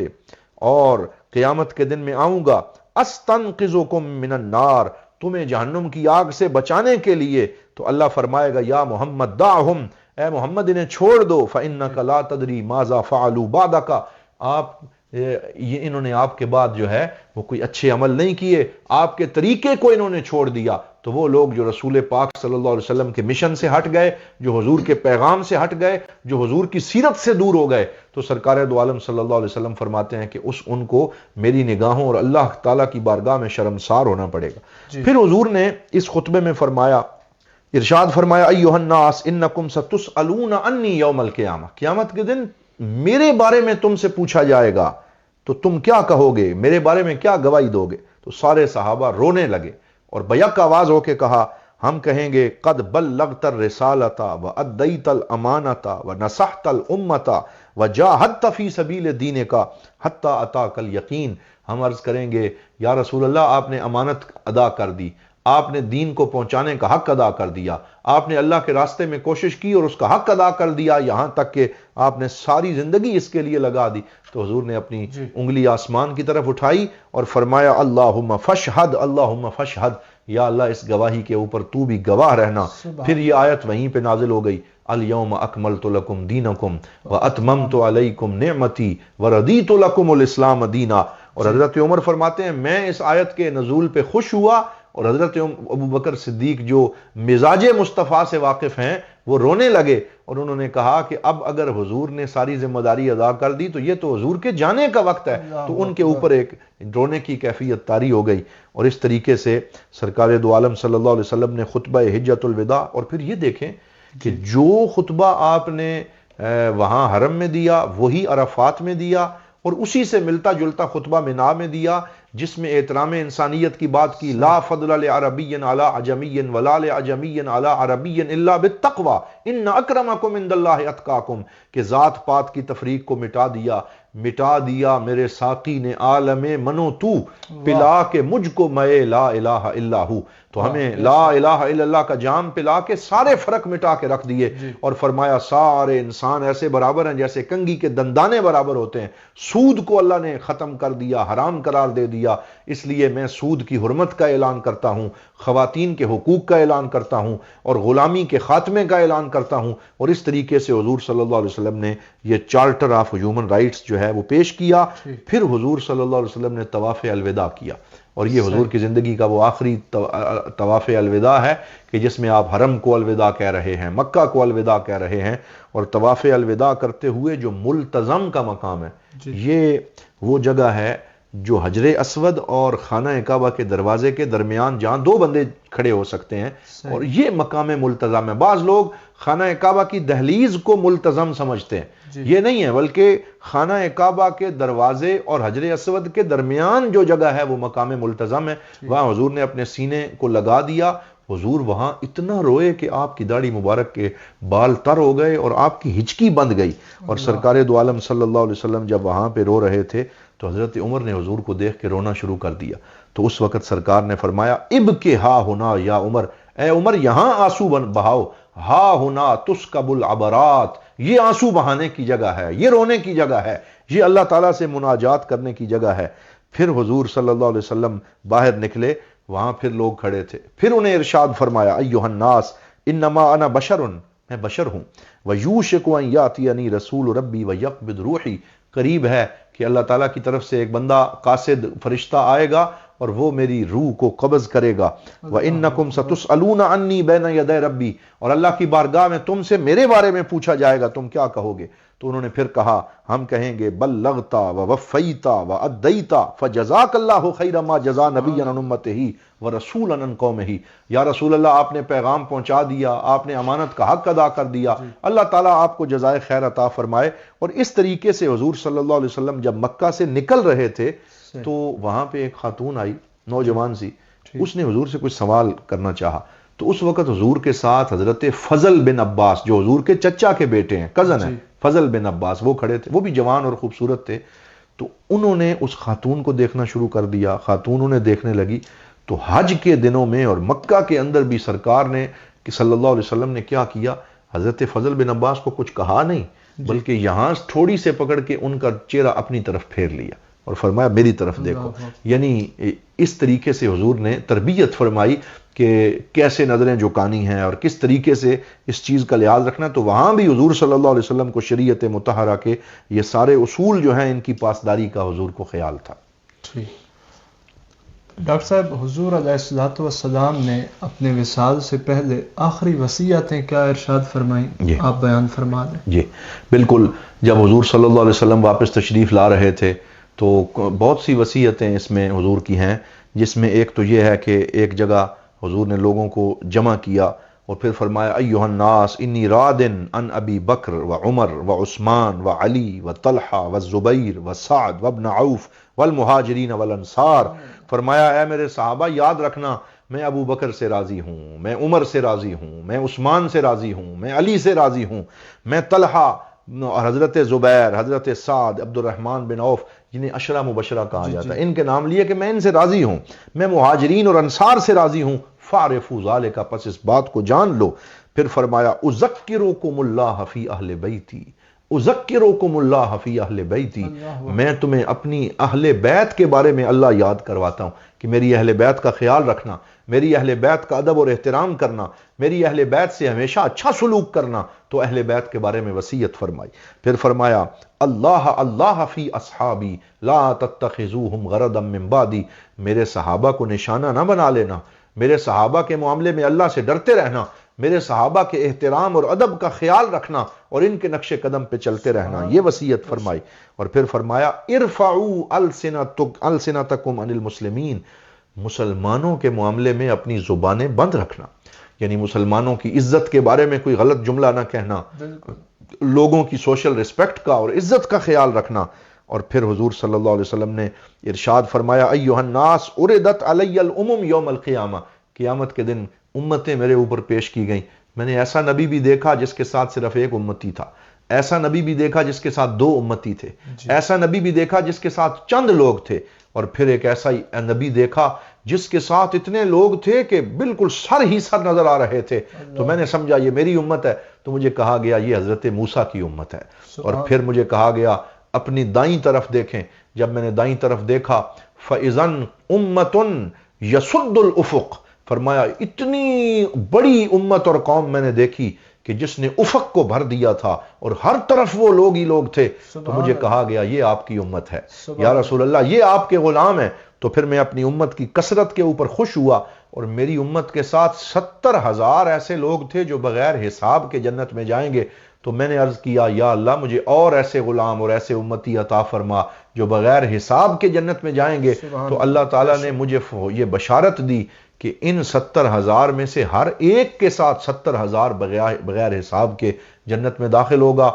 پھر مجھے یہ بھی بشارت دی گئی کہ جنت کی کل صفیں 120 ہوں گی، جن میں سے 80 صفیں صرف آپ کی امت پہ مشتمل ہوں گی، یعنی امت کی کثرت اور امت کے دخول جنت کی خوشخبری. اور احتشام صاحب، جب حضور صلی اللہ علیہ وسلم مکہ سے آخری حج کر کے واپس آ رہے تھے اور غدیر خم کے مقام پہ حضور صلی اللہ علیہ وسلم پہنچے، تو اس وقت آپ نے حضرت علی شیر خدا کی ولایت کا اعلان فرمایا اور ان کا ہاتھ پکڑ کے فضا میں بلند کیا اور فرمایا من کنت مولا ہو فہذا علی مولا ہو، اے لوگوں میں اعلان کرتا ہوں جس جس کا میں مولا ہوں اس کے علی مولا ہے۔ حضرت علی کی ولایت عامہ کا اعلان کیا، حضرت مولا علی کے مولا ہونے کا بیان کیا، اور حضرت سیدنا عمر فاروق رضی اللہ تعالی عنہ نے سب سے پہلے حضرت علی کو مبارک دی اور فرمایا اے علی آپ میرے بھی مولا ہیں اور ہر مومن کے مولا ہیں، اور حضرت علی کے ساتھ ایک خاص محبت اور شفقت اور احترام جو ہے اس کا درس دیا۔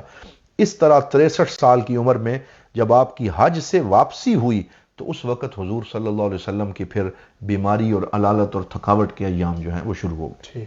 اچھا ڈاکٹر صاحب، حضور علیہ السلام کا تبلیغ کا اور نبوت کا سفر اپنے اختتام کو پہنچنے والا ہے، تو جب حضور علیہ السلام بیمار ہوئے تو بیماری اور علالت کے ایام کا ذکر فرمائیں۔ جی، یہ وہ دن اور ایام آ گئے جب ایک طویل خدمت اور امت کی تربیت کرنے کے بعد اب حضور صلی اللہ علیہ وسلم کے وصال کا وقت آن پہنچا ہے۔ تو جب آپ واپس تشریف لائے تو یہ بھی یاد رکھیں کہ خطبہ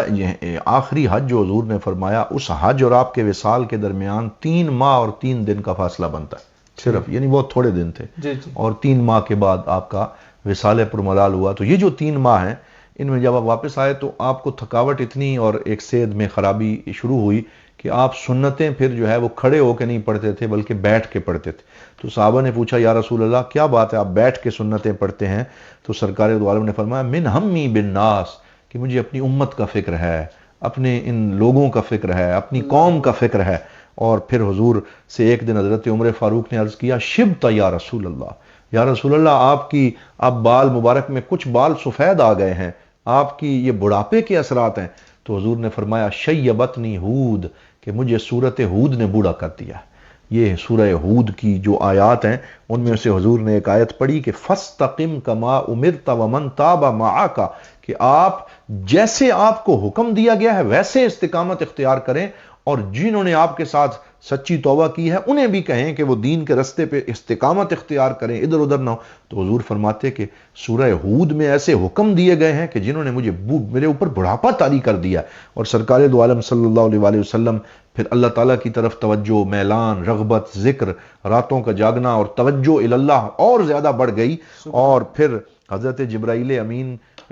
کے ساتھ ہر سال آپ قرآن کا ایک دفعہ دور فرماتے تھے۔ اس سال رمضان میں حضور صلی اللہ علیہ وسلم نے 2 دفعہ حضرت جبرائیل امین سے قرآن کا دور کیا۔ تو پھر اپنی بیٹی حضرت سیدہ طیبہ طاہرہ سیدہ فاطمہ سلام اللہ علیہا سے فرمایا کہ اس دفعہ جبرائیل نے میرے ساتھ 2 دفعہ قرآن کا مدارسہ کیا ہے، تو اس سے مجھے یہ پتہ چلتا ہے کہ اب میری وصال کا وقت قریب آ گیا ہے، اور اے فاطمہ صبر کرنا، سب سے زیادہ دکھ تیرے اوپر آئے گا۔ اور ایک جگہ پہ ہے کہ سیدہ پاک سے آپ نے سرگوشی فرمائی تو وہ رونے لگیں، اور پھر سرگوشی فرمائی تو ہنسنے لگیں۔ تو روئی کیوں ہے؟ کہ حضور نے فرمایا کہ اب میرے وصال کا وقت ہے۔ ہنسی کیوں ہے؟ حضور نے فرمایا کہ میرے وصال کے بعد سب سے پہلے تو آ کے مجھ سے ملاقات کرے گی، اور اس پہ آپ ہنسنے لگیں۔ پھر آخری آیت جو حضور پہ نازل ہوئی وہ تھی وَاتَّقُوا يَوْمًا تُرْجَعُونَ فِيهِ إِلَى اللَّهِ ثُمَّ تُوَفَّى كُلُّ نَفْسٍ بِمَا كَسَبَتْ وَهُمْ لَا يُظْلَمُونَ، کہ وَاتَّقُوا يَوْمًا تُرْجَعُونَ فِيهِ إِلَى اللَّهِ، ڈرو اس دن سے جس دن تمہیں اللہ رب العزت کی طرف واپس لوٹایا جائے گا، اور پھر ہر بندے کو پورا پورا اس کی محنت کے مطابق حصہ دیا جائے گا۔ حضور نے سر جھکایا اور لمبی دیر سوچتے رہے، ایسے لگتا ہے کہ جیسے اپنی پوری زندگی کو سوچا ہوگا کہ اسلام کے لیے کیا کیا خدمات پیش کی، طائف میں کیسے پتھر کھائے، غار حرا میں کیسے محنت کی، آپ کو مزمم کہا گیا، اور آپ کی پشت مبارک پہ سجدے کے اندر اوجری اور جو ہے وہ نجاستیں رکھی گئیں، آپ کی گردن میں پھندا ڈالا گیا، اور آپ کو طائف میں لہو لہان کیا گیا، اور پھر خندق کے اوپر خندق کے اندر آپ کو مشقت سے گزارا گیا، اور پھر بدر کے احد کے دن آپ کے دندان مبارک شہید کیے گئے، اور حنین اور دیگر جنگوں میں جو آپ نے محنت کی وہ ساری زندگی حضور صلی اللہ علیہ وسلم کی نگاہوں کے سامنے تھی، اور آپ سر جھکا کے ایک طویل تفکر کے عالم میں تھے۔ اور پھر اس کے بعد اگلے دن آپ شہدائے احد کے پاس تشریف لے گئے۔ شہدائے احد کے ساتھ آپ کو بڑی خاص ایک عقیدت، محبت اور پیار تھا، کیونکہ ان لوگوں کی وفا بڑی تھی، ان کی قربانیاں بڑی تھیں۔ حضور کے چچا سید الشہداء بھی وہیں مدفون ہیں، حضور وہاں جایا کرتے تھے، ہفتے میں 1 دفعہ، 15 دن میں 1 دفعہ۔ تو وصال کے قریب کئی دفعہ آپ گئے، ایک دفعہ تو شہدائے احد کے مزار پہ جا کے حضور نے خطبہ بھی دیا، یہ بھی حضور کے آخری خطبوں میں سے ایک خطبہ قرار دیا جاتا ہے۔ تو وہاں جا کے حضور نے فرمایا یا شہداء احد السلام علیکم، تو آپ کے اوپر سلامتی ہو اے احد کے شہداء، انتم السابقون، تم سبقت لے گئے۔ پہلے حضور فرماتے تھے وَإِنَّا إِن شَاءَ اللَّهُ بِكُمْ لَاحِقُونَ، لیکن اس دن حضور نے پڑھا وَأَنَا إِن شَاءَ اللَّهُ بِكُمْ لَاحِق، کہ اب میں ان قریب تمہارے ساتھ آ کے ملنے والا ہوں۔ اس دن حضور نے یہ پڑھا۔ پھر واپسی پہ حضور روتے رہے اور فرمایا اشتقت الی اخوانی، آج مجھے اپنے بھائی بڑے یاد آ رہے ہیں۔ تو حضور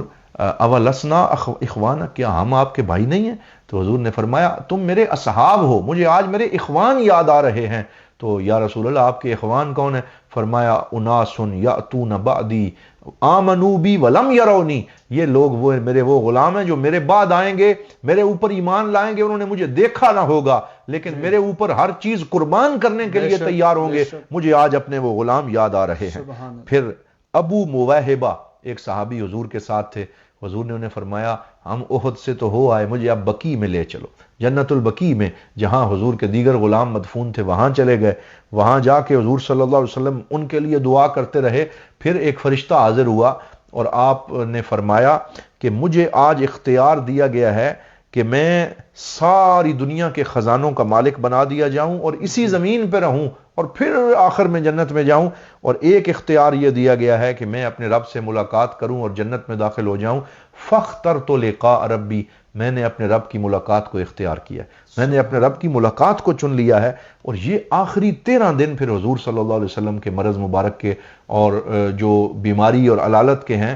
ان میں حضور صلی اللہ علیہ وسلم 10 دن تو خود نماز پڑھاتے رہے، جو آخری 13 دن ہیں وہ علالت کے باوجود حضور جماعت کراتے رہے اور نماز پڑھاتے رہے۔ لیکن جب 3 دن رہ گئے تو پھر حضور صلی اللہ علیہ وسلم نے حکم دیا مرو ابا بکر فلیصلی بالناس، کہ اب ابو بکر کو حکم دو کہ وہ میرے مصلی پہ کھڑا ہو کے لوگوں کو نماز پڑھائے۔ تو حضور نے حضرت ابو بکر صدیق رضی اللہ تعالیٰ عنہ کو اپنا مصلی عطا فرمایا۔ یہ اس بات کی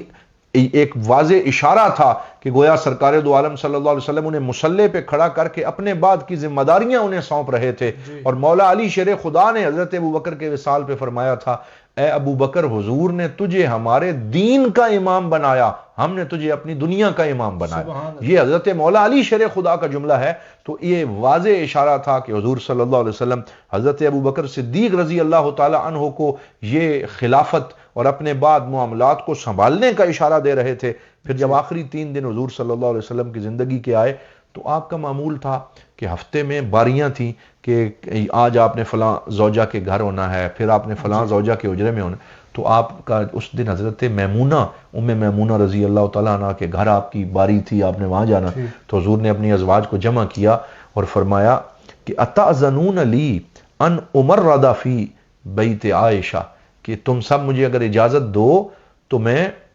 سیدہ عائشہ صدیقہ رضی اللہ تعالیٰ عنہ جو میری زوجہ ہے اس کے حجرے میں اپنی بیماری کے دن اور گزاروں، اب بار بار مجھے مختلف حجروں میں نہ جانا پڑے، میں بیماری کے دن ایک ہی حجرے میں گزاروں۔ تو سب ازواج مطہرات نے خوش دلی کے ساتھ اس بات کی اجازت دی، لیکن ساتھ ساتھ ان کی آنکھوں سے جو ہے وہ فراق اور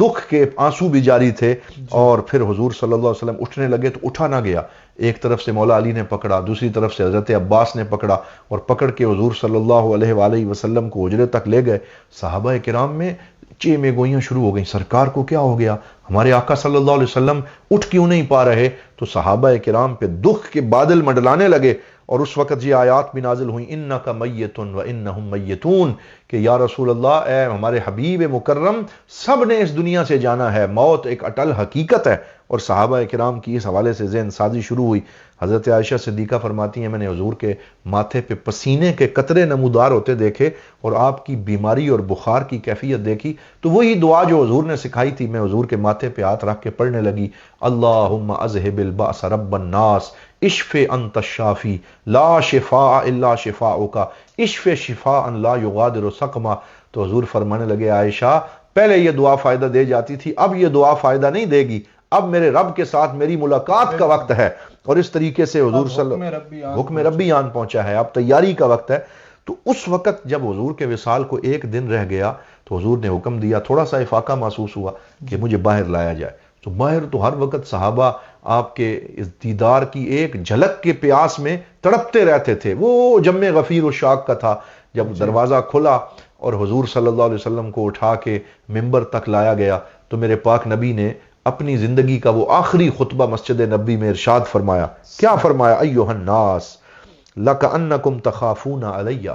اے میرے غلاموں ایسے لگتا ہے کہ تم میرے بارے میں خوف زدہ ہو گئے ہو، میرے بارے میں ڈر رہے ہو۔ موعدکم لیس الدنیا، اب میری تمہاری ملاقات کی جگہ دنیا نہیں ہے۔ موعدکم معی عند الحوض، اب تمہاری اور میری ملاقات کی جگہ حوض کوثر ہے، اب میں وہاں تم سے ملاقات کروں گا۔ واللہ لکأنی انظر الیہ من مقامی ھذا، اللہ کی عزت کی قسم میں یہاں مسجد میں بیٹھ کے اپنے حوض کوثر کو دیکھ رہا ہوں، میں اس کا مشاہدہ کر رہا ہوں۔ مل فقر اخشی علیکم، مجھے تمہارے اوپر اپنے بعد فقر کا اندیشہ نہیں ہے، ولیکنی اخشی علیکم الدنیا ان تنافسوا فیہا، مجھے یہ ڈر ہے کہ کہیں میرے بعد تم دنیا پرستی کے فتنے میں مبتلا نہ ہو جاؤ۔ یہ حضور صلی اللہ علیہ وسلم نے اس وقت پیشین گوئی فرمائی کہ میری امت شرک میں مبتلا نہیں ہوگی، اب اس پہ شرک کے فتوے نہ لگانا، اب میری امت شرک میں نہیں پڑے گی بلکہ شرک کو میں نے جڑ سے اکھیڑ پھینکا، شرک کا میں نے خاتمہ کر دیا۔ میرے بعد اگر مجھے ڈر ہے تو میری امت دنیا پرستی میں مبتلا ہو جائے گی، دنیا کی ہوس میں مبتلا ہو جائے گی، اس چیز سے بچ کے رہنا۔ پھر حضور صلی اللہ علیہ وسلم نے فرمایا ان عبدا خیرہ اللہ،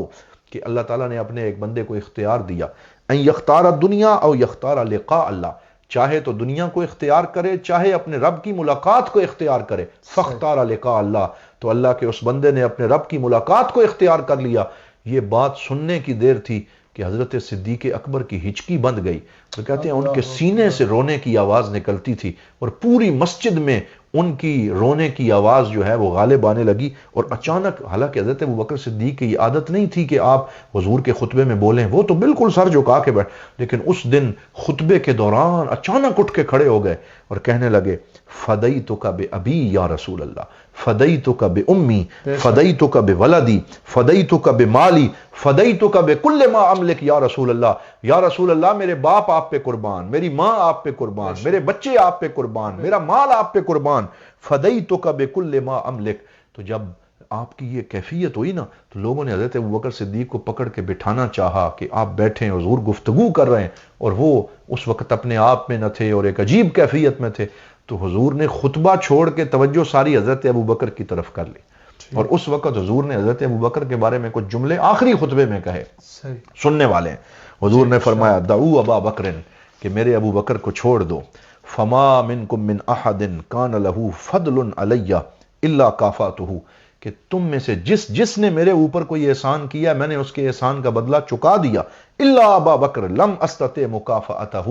لیکن میرے ابو بکر نے میرے اوپر جو احسان کیے ہیں ان کا بدلہ میں نہیں چکا سکتا، میرا رب چکائے گا۔ اور فرمایا ہر نبی جو ہے اس کا کوئی خلیل تھا، اور اگر میں کسی کو خلیل بناتا تو اپنے ابو بکر کو خلیل بناتا، لیکن میرا خلیل میرا رب ہے۔ مطلب یہ ہے کہ اللہ کے بعد میں اور میرے بعد میرا یار غار ابو بکر صدیق ہے۔ اور اس طرح پھر حضور صلی اللہ علیہ وسلم نے ان کا ہاتھ پکڑ کے فرمایا ابو بکر صبر کرو، سارے دروازے مسجد کے بند کر دیے جائیں، مسجد نبوی کے سارے خوخے بند کر دیے جائیں، اور خوخہ سے مراد وہ چھوٹی الماری نما دروازہ تھا جو مختلف صحابہ کرام کے گھروں کی طرف سے مسجد نبوی میں کھلتا تھا تاکہ وہ جلدی مسجد میں داخل ہو جائیں۔ تو حضور نے فرمایا آج سے سارے چھوٹے دروازے بند کر دیے جائیں، صرف ابو بکر کا دروازہ جو قیامت تک کھلا رہے گا، اسے کوئی بند نہ کر سکے گا۔ مطلب یہ بھی اس بات کی طرف اشارہ تھا کہ میرے بعد خلیفہ ابو بکر صدیق ہوں گے۔ اور پھر اس کے بعد حضور نے سارے لوگوں کی طرف متوجہ ہو کے فرمایا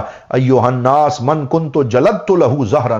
میں نے جس کی پیٹھ پہ کوئی کوڑا مارا ہے تو میں اپنی پشت پیش کرتا ہوں، وہ مجھ سے قصاص لے لے۔ میں جس کا میں نے مال لیا ہے وہ مجھ سے قصاص لے لے، جس کو میں نے برا بھلا کہا ہے وہ مجھ سے قصاص لے لے۔ میں چاہتا ہوں احب ان القی اللہ نقیا، کہ میں صاف دل لے کے اپنے رب سے ملاقات کروں اور میرے سارے غلام مجھ پہ راضی ہوں۔ اس طریقے سے سرکار دو عالم صلی اللہ علیہ وسلم نے وہ آخری خطبہ، تو ایک بندہ کھڑا ہوا، یا رسول اللہ میرے 3 درہم جو ہے وہ آپ کی طرف سے وہ ادا ہونے والے ہیں۔ تو حضور نے حضرت عباس سے فرمایا اے عباس اسے 3 درہم ادا کر دو۔ پھر حضور نے یہ وصیت فرمائی اللہ اللہ فی الصلاۃ، اے لوگوں نماز کی پابندی کرنا، نماز کے معاملے میں اللہ سے ڈرنا۔ پھر فرمایا اللہ اللہ فی صلۃ الارحام، اپنے رشتہ داروں کے بارے میں اللہ سے ڈرنا اور ان سے حسن سلوک کرتے رہنا۔ اللہ اللہ بالنسف النساء، اپنی عورتوں اور خواتین کے معاملے میں اللہ سے ڈرنا اور ان سے اچھا سلوک کرنا۔ پھر فرمایا اللہ اللہ بالانصار، میرے انصاری مدینے والے انصاریوں سے محبت کرتے رہنا۔ پھر حضور نے دعائیہ جملے کہے، آواکم اللہ، نصرکم اللہ، حفظکم اللہ، رعاکم اللہ، ایدکم اللہ۔ فرمایا جاؤ اللہ تمہاری مدد کرے، اللہ تمہاری حفاظت کرے، اللہ تعالیٰ تمہیں اپنی حفظ و امان میں رکھے، میں تمہیں اپنے رب کے کرم کے حوالے کرتا ہوں۔ یہ جملے حضور نے اپنی امت کے لیے ارشاد فرمائے، اور کیا پیارا جملہ آخر میں فرمایا، یہ حضور کے آخری جملوں میں سے ہے۔ فرمایا اے لوگو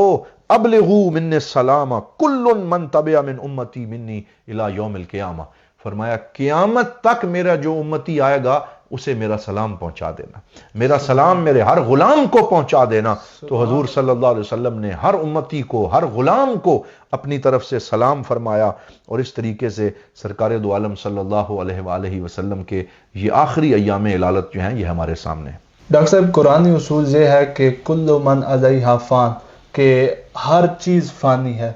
تو ظاہر ہے موت انبیاء کو بھی آتی ہے، عام بندوں کو بھی آتی ہے، صالحین کو بھی آتی ہے، شہداء کو بھی آتی ہے، اور حضرت عیسیٰ علیہ السلام جو آسمانوں پر اٹھا لیے گئے ہیں، جب قرب قیامت میں وہ تشریف لائیں گے تو یقیناً موت ان پر بھی آئے گی۔ تو یہ ارشاد فرمائیے کہ نبی کی موت اور عام بندے کی موت میں کیا فرق؟ یہ بڑا اچھا سوال ہے۔ اعلیٰ حضرت فاضل بریلوی فرماتے ہیں انبیاء کو اجل آنی ہے، ایسی آنی کہ فقط آنی ہے، کہ انبیاء جو ہیں ان کے اوپر بھی اجل اللہ تعالیٰ کا اٹل حکم ہے، آنی تو ہے، لیکن وہ ایسے جیسے آنی جانی ہے کہ وہ آنی ہے، اور آنے کے بعد حضور نے خود فرمایا حیاتی خیر لکم و مماتی خیر لکم، میری زندگی بھی تمہارے لیے بہتر، میرا اس دنیا سے پردہ کر جانا بھی تمہارے لیے بہتر۔ تُعْرَضُ عَلَيَّ أَعْمَالُكُمْ یوم الخمیس و یوم الجمعہ، فرمایا جمعہ کے دن، جمعرات کے دن تمہارے اعمال میری خدمت میں پیش کیے جاتے ہیں، جو اس میں اچھے دیکھتا ہوں خوش ہوتا ہوں، اور جو اس میں برائی دیکھتا ہوں میں تمہارے لیے اللہ کی بارگاہ میں استغفار کرتا ہوں۔ ایک صحابی کھڑے ہوئے، انہوں نے کہا یا رسول اللہ کیا اس وقت بھی یہ امت کے اعمال آپ پہ پیش کیے جائیں گے وقد ارمتا، جبکہ آپ کی ہڈیاں مبارک بوسیدہ ہو چکی ہوں گی، یعنی آپ قبر میں چلے جائیں گے؟ تو حضور نے جلال میں فرمایا کہ خبردار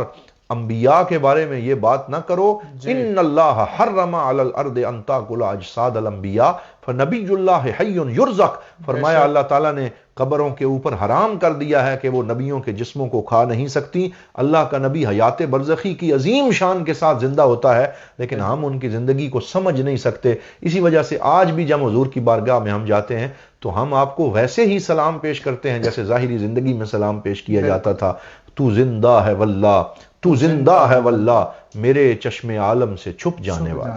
بے شک۔ اور خواتین و حضرات میں جو سمجھ پایا ہوں وہ یہ ہے کہ الموت جسر یوصل الحبیب الی الحبیب، کہ موت ایک پل ہے جو یار کو یار سے ملاتی ہے۔ تو انبیاء کرام کے لیے موت صرف اللہ تعالیٰ سے ملاقات کا ذریعہ بننے کے لیے اور اللہ تعالیٰ تک پہنچنے کے لیے آتی ہے۔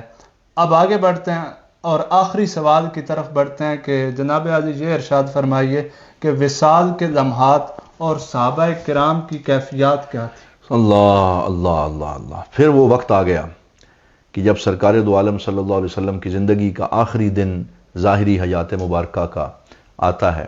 تو ایک روایت میں ہے کہ فجر کی نماز کا ٹائم تھا اور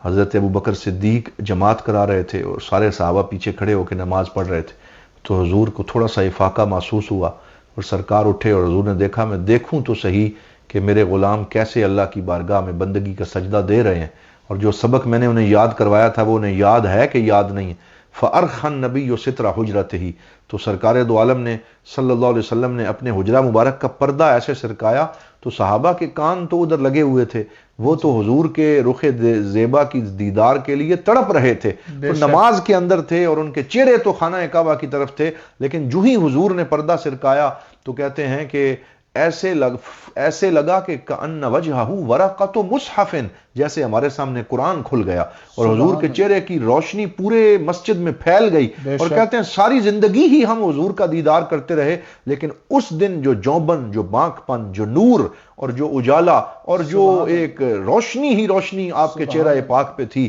وہ ہم کبھی پوری زندگی فراموش نہیں کر سکتے۔ فہممنا ان نفتتن فی الصلاۃ، اور قریب تھا کہ ہم نماز چھوڑ کے حضور صلی اللہ علیہ وسلم کی خدمت میں حاضر ہو جائیں، اور ہمیں نماز جو ہے وہ جیسے کسی نے کہا تھا کہ نمازیں جو قضا ہوں پھر ادا ہوں، نگاہوں کی قضائیں کب ادا ہوں۔ تو وہ تو حضور صلی اللہ علیہ وسلم کی زیارت کے لیے مشتاق تھے، اور سرکار مسکرائے اور اپنے غلاموں کو نماز میں دیکھا تو پھر آپ نے فرمایا اتموا صلاتکم، کہ تم اپنی نماز مکمل کرو، اور اطمینان کے ساتھ آپ نے پردہ آگے کر لیا، اور پھر آرام فرمایا اس یقین کے ساتھ کہ جو سبق میں نے ان صحابہ کو پڑھایا ہے بندگی کا، عبودیت کا، اللہ رب العزت کی بارگاہ میں حاضری کا، وہ میرے صحابہ اور غلاموں کو یاد ہے اور وہ اسے کبھی فراموش نہیں کریں گے۔ پھر اس وقت جب کہ سورج کے شروق کا وقت تھا، یوم الاثنین، پیر کا دن، اور پیر کے دن ہی حضور صلی اللہ علیہ وسلم کی ولادت ہوئی، پیر کے دن ہی حضور صلی اللہ علیہ وسلم کا وصال ہوا۔ تاریخ کیا تھی؟ یہ اب تاریخ کے حوالے سے مختلف روایات ہیں، لیکن ایک مستند روایت یہ بھی ہے کہ وہ 12 ربیع الاول کی ہی تاریخ تھی، یعنی جس دن حضور صلی اللہ علیہ وسلم کی ولادت ہوئی۔ ایک روایت یہ ہے کہ وہ 8 ربیع الاول تھی، تو ہیں مختلف روایات۔ بہرحال پیر کا دن تھا، اور سرکار دو عالم صلی اللہ علیہ وسلم، سورج جو ہے اس کی وہ ابھی چڑھ رہا تھا اور طلوع ہونے والا تھا، اور اس وقت سرکار دو عالم صلی اللہ علیہ وآلہ وسلم کا وصال پرملال ہوا، اور آپ کا سر مبارک سیدہ عائشہ صدیقہ کی گود میں تھا، اور سیدہ عائشہ صدیقہ سے اس وقت آخری وقت میں آپ مسواک فرما رہے تھے، یعنی مسواک سرکار کو اتنی پسند تھی کہ آخری وقت میں بھی سرکار دو عالم صلی اللہ علیہ وسلم اپنی دندان مبارک پہ مسواک جو ہے وہ فرما رہے تھے، اور سر مبارک اپنی زوجہ کی گود میں تھا۔ اس سے ایک جو میاں بیوی کے درمیان محبت کا اور وفا کا تعلق ہے اس کا احساس ہوتا ہے۔ اور اس وقت سیدہ کائنات سیدہ فاطمہ الزہرا سلام اللہ علیہا بھی جو ہے وہ اپنے بابا جان سے ملاقات کے لیے آئیں، تو حضور کے زبان سے یہ جملے نکلے بل الرفیق الاعلیٰ، بل الرفیق الاعلیٰ۔ تو پوچھا گیا یا رسول اللہ کیا بات ہے؟ تو فرمایا ابھی جبرائیل امین آیا ہے، اور اس نے کہا یا رسول اللہ میں اسرائیل کو ساتھ لے کے آیا ہوں، وہ دروازے پہ کھڑا ہو کے اندر آنے کی اجازت مانگ رہا ہے، اور قیامت تک اب یہ اجازت وہ کسی اور سے نہیں مانگے گا، وہ بارگاہ مصطفیٰ صلی اللہ علیہ وسلم میں خادم کی طرح حاضر ہے، اجازت مانگ رہا ہے، اگر اجازت ہو تو وہ حاضر ہو جائے، اگر اجازت نہ ہو تو پھر وہ چلا جائے، جیسے آپ کی مرضی، آپ جو اختیار فرمائیں۔ تو حضور نے فرمایا بل الرفیق الاعلیٰ، بل الرفیق الاعلیٰ، کہ میں اپنے رفیق اعلیٰ جو ہیں ان کو، لیکن ساتھ حضور فرماتے تھے کہ اس موت کے وقت کی سکرات ہیں، اسی لیے پسینہ مبارک آتا، اور حضور صلی اللہ علیہ وسلم نے اس حوالے سے بھی ان سکرات سے پناہ مانگنے کا درس دیا، اور پھر یہ آواز آئی کہ ایتھا الروح الطیبہ روح محمد ابن عبداللہ اخرجی الی رضا من اللہ ورضوان ورب راد غیر غضبان، کہ اے پاکیزہ روح اللہ رب العزت کی طرف نکل کہ جو آپ سے راضی ہے اور جو آپ پہ درود و سلام بھیج رہا ہے۔ اور اس طریقے سے حضور صلی اللہ علیہ وسلم کا ہاتھ مبارک نیچے گر گیا، اور آپ کے سر مبارک کا ثقل جو ہے وہ مجھے اپنی گود میں محسوس ہوا، تو مجھے محسوس ہوا کہ اب سرکار دو عالم صلی اللہ علیہ وسلم اپنے رب کی بارگاہ میں حاضر ہو گئے۔ سیدہ عائشہ فرماتی ہیں کہ مجھ سے رہا نہ گیا، میں جس دروازے سے نکل کے حضور مسجد میں جاتے تھے اس دن پہلی دفعہ میں اس دروازے سے نکلی، صحابہ کرام پہ دہشت طاری ہو گئی کہ آج اس دروازے سے حضور کے بجائے سیدہ عائشہ صدیقہ نکلی ہیں، اور سیدہ عائشہ فرماتی ہیں میں نے صرف یہ کہا مات رسول اللہ، مات رسول اللہ۔ لوگوں سرکار دو عالم صلی اللہ علیہ وسلم وصال فرما گئے، اور صحابہ کرام پہ عجیب کیفیت طاری ہو گئی، کوئی روتا تھا، کوئی اپنے گریبان کو چاک کرتا تھا، کوئی مسجد کی دیوار کے ساتھ اپنا سر مارتا تھا، اور اس طریقے سے ایک کوہرام مچ گیا۔ اور حضرت سیدہ فاطمہ الزہرا سلام اللہ علیہا نے جو جملے اس وقت کہے وہ ان کی عظیم تربیت پہ دلالت کرتے، یا ابتا، یا ابتا اجاب ربا دعا، یا ابتا جنت الفردوس مأوا، یا ابتا الی جبریل ننعا۔ اے میرے والد گرامی، ہم آپ کہ اس وصال پر ملال کے اوپر ہم غمزدہ ہیں، لیکن آپ نے اپنے رب کی پکار پہ لبیک کہا اور جنت الفردوس آپ کا ٹھکانہ ہے۔ حضرت عمر فاروق نے تلوار نکال کی، جو یہ کہے گا کہ حضور وصال فرما گئے میں اس کا سر قلم کر دوں گا، وہ تو اللہ تعالیٰ کے ساتھ ملاقات کرنے گئے ہیں، جیسے حضرت موسیٰ کوہ طور پہ گئے تھے، وہ واپس آ جائیں گے۔ اور حضرت عثمان غنی ذو النورین اور خود حضرت مولا علی شیر خدا، وہ سارے کے سارے ایک عجیب کیفیت میں تھے اس وقت، جو ثابت قدم رہی ذات، اور اس وقت جس نے امت کو سنبھالا دیا وہ حضرت ابو بکر صدیق رضی اللہ تعالیٰ عنہ ہے۔ آپ کہیں باہر گئے ہوئے تھے، جب آپ آئے تو حضور صلی اللہ علیہ وسلم کا جسد خاکی اس وقت حضرت سیدہ عائشہ صدیقہ کے حجرے میں تھا، اور صحابہ جو ہیں وہ ایک عجیب کیفیت میں رو رہے تھے۔ تو حضرت ابو بکر صدیق بڑے تحمل کے ساتھ پہلے حجرے میں آئے، حجرے میں آ کے سرکار کے ماتھے پہ بوسہ دیا، حضور صلی اللہ علیہ وآلہ وسلم کے ہاتھ باندھ کے آپ کے سامنے کھڑے ہو گئے، اور پھر جو جملے کہے سبحان اللہ، پھر حضور کو دیکھ کے کہنے لگے ما اجملک حیا وما اجملک میتا طبت حیا وطبت میتا یا رسول اللہ، یا رسول اللہ آپ کی ظاہری زندگی بھی پاکیزہ، آپ کا اس دنیا سے جانا بھی پاکیزہ، آپ کتنے خوشبودار ہیں، آپ کتنے اچھے ہیں، جزاک اللہ عنا کل خیر، اللہ تعالیٰ آپ کو بہترین جزا عطا فرمائے۔ پھر حضور پھر باہر نکلے اور جلال میں فرمایا اسکت یا عمر، اے عمر خاموش ہو جاؤ، کیسی باتیں کر رہے ہو، من کان یعبد محمدا فإن محمدا قد مات ومن کان یعبد اللہ فإن اللہ حی لا یموت، جو حضور کی عبادت کرتا تھا وہ سمجھ لے کہ حضور اس دنیا سے چلے گئے، اور جو اللہ کی عبادت کرتا ہے وہ یاد رکھے کہ اللہ تعالیٰ کو کبھی موت نہیں آنی، وہ حی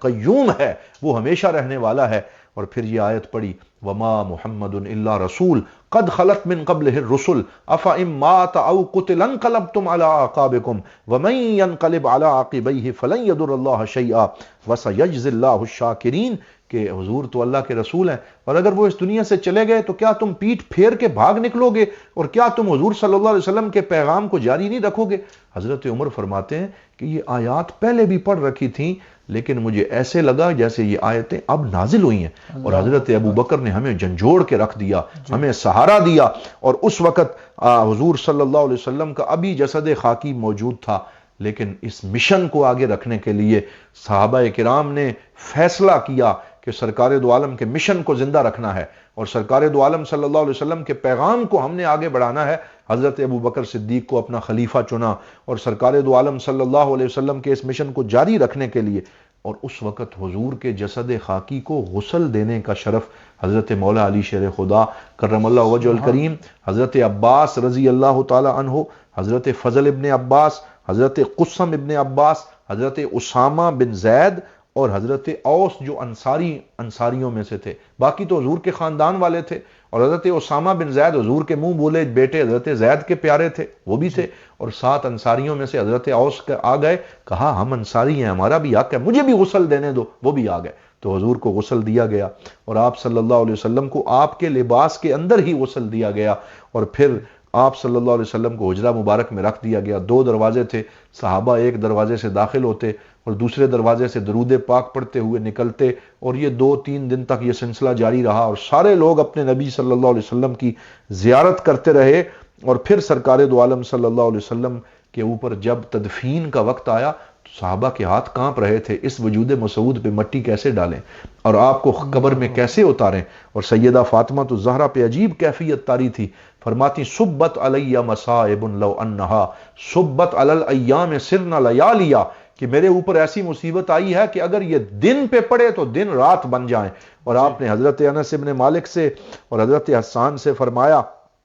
کیا فرمایا کہ کیسے تم نے اپنے پاک نبی صلی اللہ علیہ وسلم کے وجود پہ جو ہے وہ مٹی ڈال لی، کیسے انہیں قبر میں اتار لیا، بڑے حوصلے کا کام۔ حضرت مغیرہ بن شعبہ آئے، کیسی محبت ہے کہ انہوں نے اپنی انگوٹھی حضور کے جسد خاکی کے پاس نیچے پھینک دی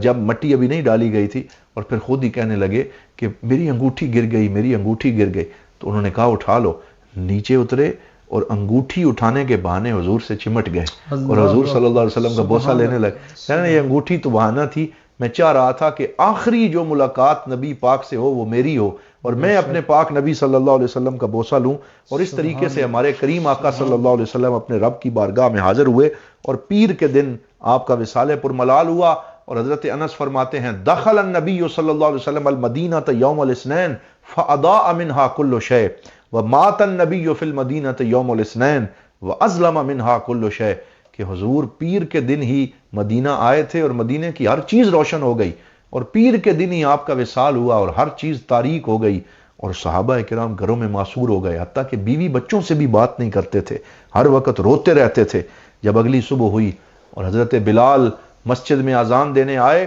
تو اذان میں ان کی آواز کانپ رہی تھی، اور جب اس جگہ پہ پہنچے اشہد ان محمد رسول اللہ، تو بار بار یہ جملہ کہنے کی کوشش کرتے اور کانپ جاتے اور اذان بھی پوری نہ کر سکے۔ پھر حضرت ابوبکر صدیق سے معذرت کر لی کہ سرکار کے بعد اب میں اور کسی کے لیے اذان نہیں دے سکتا، اور ایک دفعہ مدینہ پاک چھوڑ کے چلے گئے، اور پھر حضور نے خواب میں بشارت دی تو واپس تشریف لائے، اور اس طریقے سے حضور صلی اللہ علیہ وسلم کا وصال پرملال ہوا۔ وہ کریم آقا اللہ تعالیٰ کی بارگاہ میں حاضر ہو گئے، اور سرکار دو عالم صلی اللہ علیہ وآلہ وسلم جو مشن چھوڑ کے گئے، جو پیغام چھوڑ کے گئے، جو دین چھوڑ کے گئے، آئیے اس دین سے تمسک پیدا کریں، کریم آقا پہ درود و سلام پڑھیں، اپنے نبی کے مشن کو زندہ رکھیں، حضور صلی اللہ علیہ وسلم کے نقوش مصطفیٰ پہ ہم چلتے رہیں، تاکہ اللہ تعالیٰ ہمیں اپنے نبی صلی اللہ علیہ وسلم کی سچی محبت اور غلامی عطا فرمائے۔ خواتین و حضرات، آج کا یہ پروگرام اپنے اختتام کی جانب گامزن ہے۔ میں یہ دعا کروں گا کہ یا رسول اللہ، تیرے نقش پا کی تلاش ہے، ہمیں اپنے غلاموں کی صف میں شمار کر دیجئے، اپنے نام کی خیرات سے ہماری کجروی، کم ہمتی، ادھوری فریاد کی داد رسی فرمائیے۔